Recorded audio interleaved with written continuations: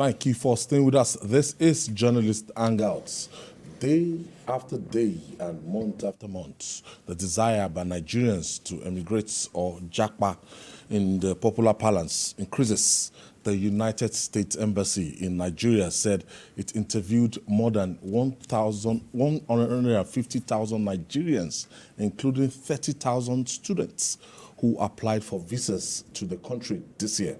Speaking with newsmen, the U.S. head of mission in Nigeria, David Greene, assured applicants of their commitments to tackling all visa-related issues.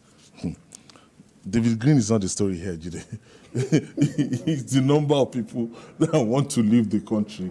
150,000 Nigerians and 30,000 students. Including and let me tell you, this student is not to seek for knowledge. Because this will allow you to take your family, and half of this student can be assured that they want to take their family and just get. They just want to use that means that that window of education. Let me just let me get out of this thing. You know, we've seen people even from here who have to leave and also you have to take the roll call to go to school. Oh no! You know? So and it just shows that our people are not prepared to go through the nightmarish experiences that people are going through here. Our capacity for endurance, you know, it varies from person to person. What some people can take on the chin, others can't take at all. It's just like in boxing. Glass jaws. Some people have glass jaws. You know, some do not have glass jaws. So there is a real desire on the part of Nigerians to leave this country. So many Nigerians, and if you know what some are going through, some are going through hell. My own question is that the amount they mobilize in leaving the country. They sell their houses and all that. Sometimes people mobilize as much as 18 million, 50 million to pay their school fees, get accommodation, and go out of the country. You sell cars, sell ridiculous. Businesses. You sell your house, you know, just to. Sometimes they get duped. Oh, that one is yes. By travel agents. To get out of the country, you sell your all of your life savings. The house that you built, you decided to sell. And what is really the truth is, yes, we may not have been blessed with good leaders, but we are a great country and a beautiful place to live in. When people go abroad and they come here, they know that the joy that they feel while here, they don't have it over there. I can barge into your house and say, Madam, the social nets, the communal nets. Yes, that communal living. You know, the feeling that, oh, you are my brother and I'll treat you as such. If I have 5,000 this morning, I can run into GKB, BKO, and be assured that, by night I can get. You are confident that you get. So it's not like that over there. You can even walk around. Many people have had their fingers burnt going abroad when they are not meant to actually go. There was a pastor who was preaching that, look, it's not everybody that their destiny is over there. That there are some people, their destiny is not here in Nigeria. But for some, their destiny is here. This is where they will make all their money. No, people are not ready to listen to that. Their body is hot.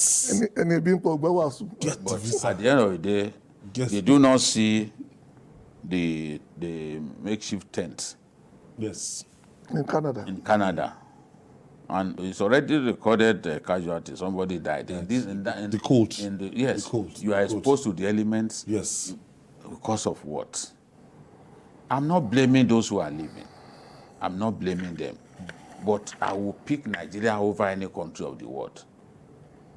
Whatever the situation. Even when we were fighting Abacha, and a lot of my colleagues would rather run away. And they were granted asylum there. They were granted us, even for a story that I anchored. For a story that I anchored.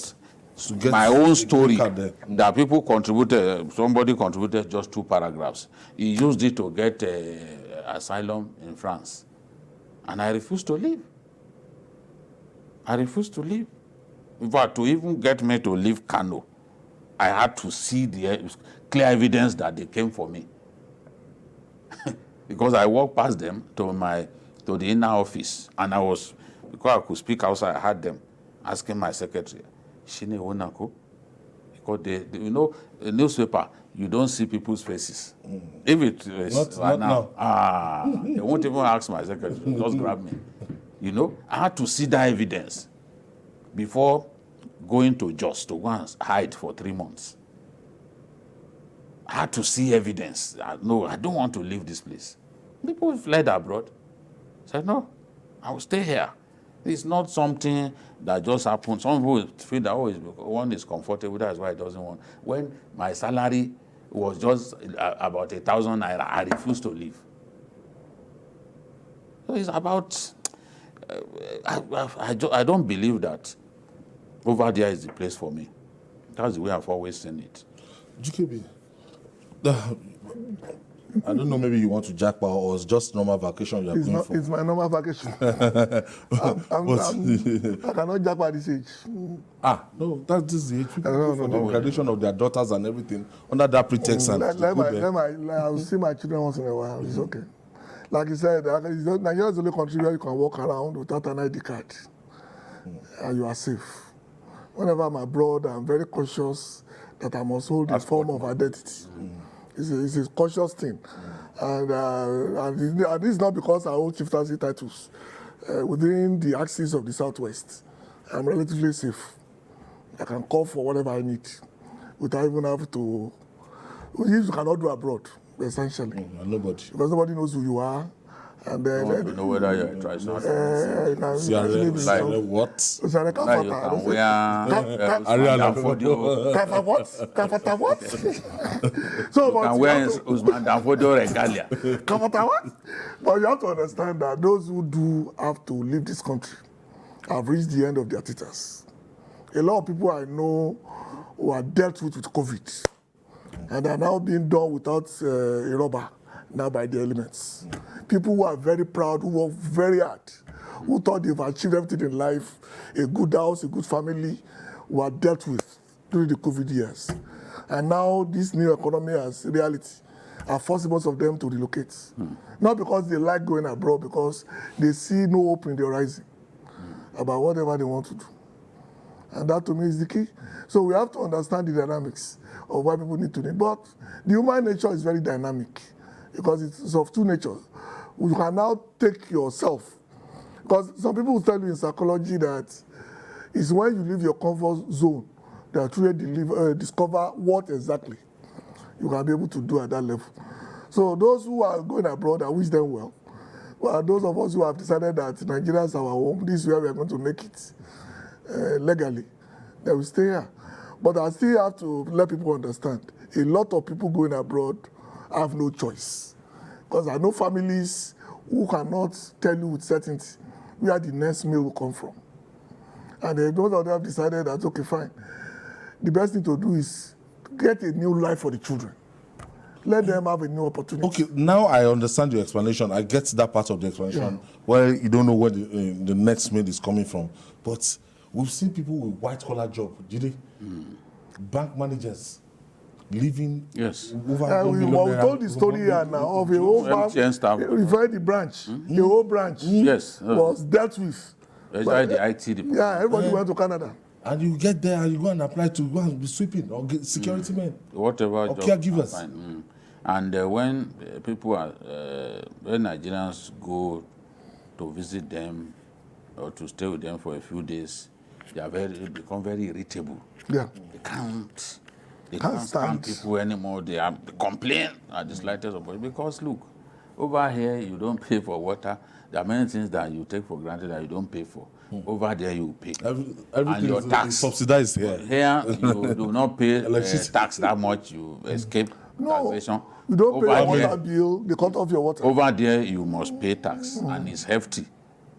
You know, in some of those countries, you pay even between 40 to 50%. I think Denmark of your income. and Scandinavian countries. As tax. Their tax. So at the end of the day, abuse.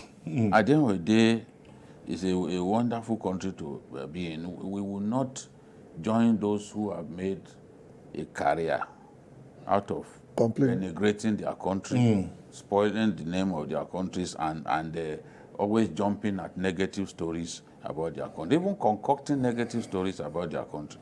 We are not going to be like them, because it's immaturity of the highest order. The way Nigerians enjoy denigrating their own country, you don't see Americans do that. No, it's a God bless. You don't see Americans do that. They praise, they love their country. They even set aside a day to thank God for what He turned their country to. Thanksgiving. You know?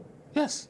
That's one country in the world that I know Christmas dedicated a day to just thanking God. And God appreciates Thanksgiving. Maybe that's why it's such a great country. What can you do in the world by brushing America aside? I'm not even going to do it. All right.